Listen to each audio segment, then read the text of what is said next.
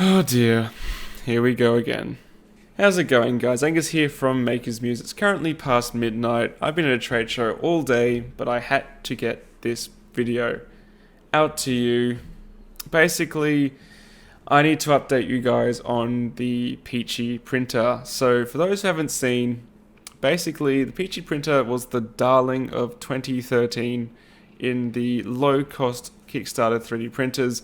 It promised sub $100 SLA prints using quite simple and quite ingenious ideas and technologies, to be honest. And back in 2013, nothing was really heard of at this price point. So it was quite successful, raising 650,000 Canadian dollars. And it kind of chugged along, doing quite well. And actually, the updates seemed to improve the machine further from the original prototype, which is quite cool. Then things started getting a bit quiet. And then a few days ago, Rylan, who's the original creator, announced that basically all the money's gone and the project is effectively dead. And it's how that's happened which has really shocked the community. So basically, in his update, he goes into great length to try to carefully explain how his business partner David gave him $10,000 to prototype the first Peachy printer for Kickstarter. That same David then took roughly $320,000 to build a house.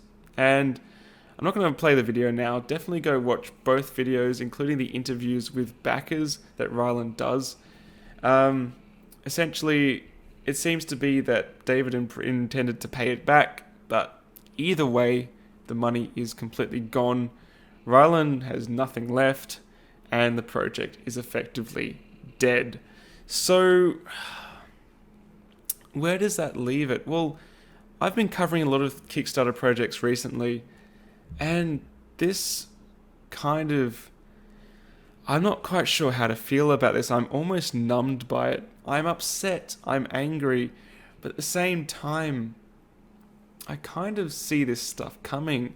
You can tell that Rylan is just another inventor like you or me, wanted to do a cool innovative project, did this massive thing, got suckered into this amazing Kickstarter world, and then it all just ended horribly. And we see it again and again and again, and clearly something's completely wrong with this entire platform. And I believe that Kickstarter has a lot to answer for, because they are pretty much exempt from the aftermath of a Kickstarter project. They'll get their cut. They pretty much say in their terms and conditions that your pledge is a donation.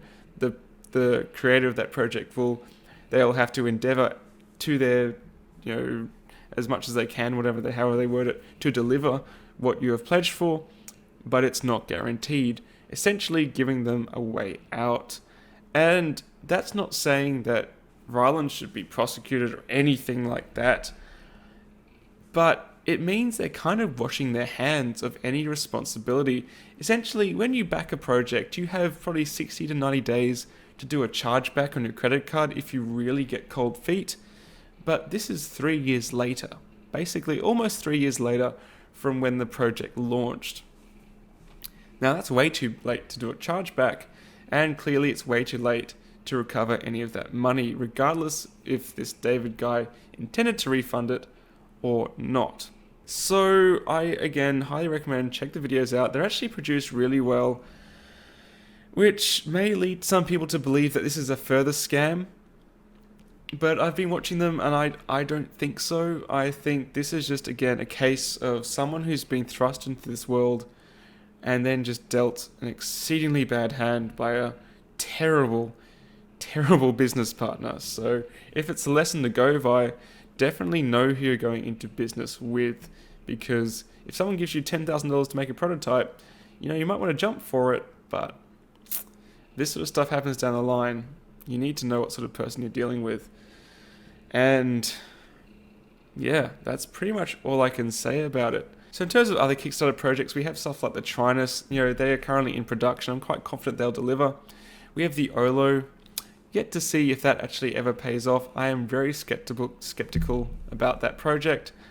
And we have Tico. So Tico is already late in delivering, and guys, do not make me make a video like this about you, please. I don't think I could handle another video like this, because every time a project like this fails, it's another cross and another black smear against crowdfunding this kind of hardware.